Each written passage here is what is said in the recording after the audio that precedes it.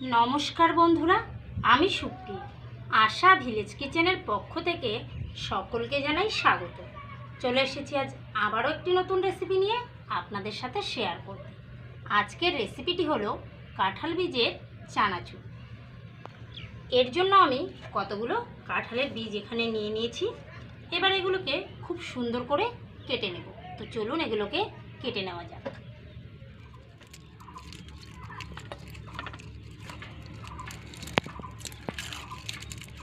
কাঁঠাল বীজগুলো কেটে নেওয়ার জন্য প্রথমেই কাঁঠাল বীজের যে সাদা খোসাটা থাকে সেটা ছাড়িয়ে নিলাম।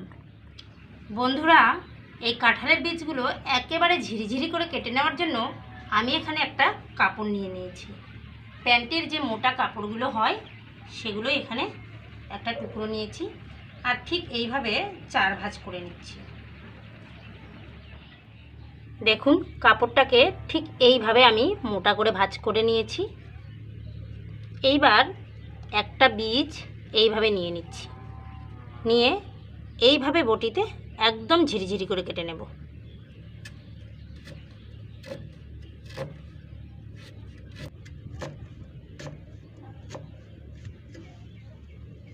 ঠিক এইভাবে আবারও ঘুরিয়ে এইভাবে কাটতে শুরু করব।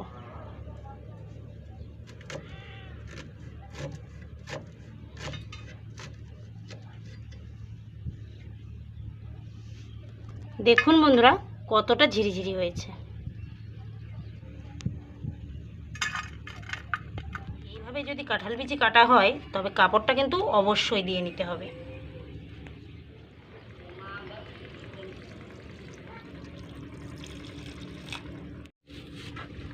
এবার এগুলোকে পরিষ্কার জলে খুব সুন্দর করে ধুয়ে তুলে নেব।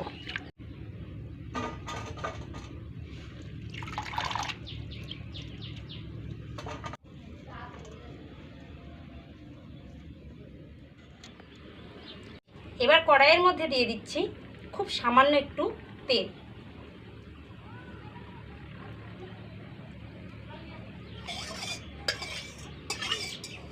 এই রেসিপির জন্য প্রথমেই কিন্তু বেশি করে তেল দেওয়া যাবে না, অল্প একটু তেল দিয়ে নিতে হবে। এবার এই তেলের মধ্যে দিয়ে দিচ্ছি কয়েকটা কাঁচা লঙ্কা, সেই কেটে রাখা কাঁঠালের বীজ।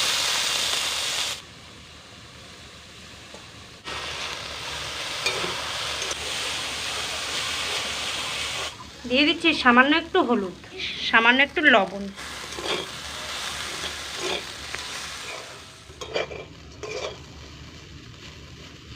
দিয়ে দিচ্ছি এবার খুব সামান্য একটু জল।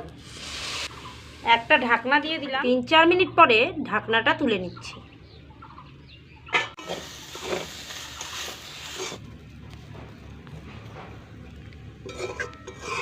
এইভাবে তেল না দিয়েই বেশ কিছু সময় এটা ভেজে নেব, আর অনবরত এইভাবে নাড়াচাড়া করে দেব যাতে কড়ার গায়ে লেগে না যায়।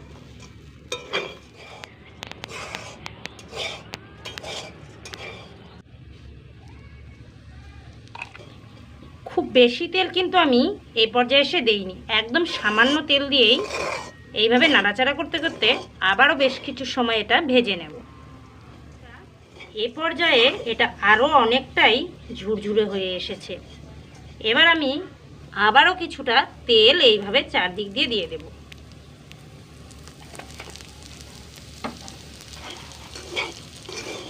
এইভাবে অল্প অল্প করে তেল দিয়ে বারে বারে আমি এটাকে একদম মুচমুচে করে ভেজে নামিয়ে নেব। খুব সুন্দর মুচমুচে হয়েছে। এবার এগুলো আমি নামিয়ে নিচ্ছি।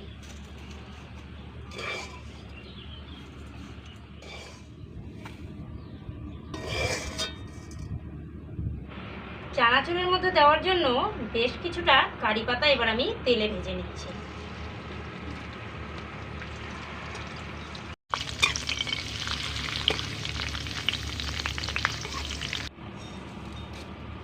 এই তেলেই কিছুটা বাদাম ভেজে নিচ্ছি।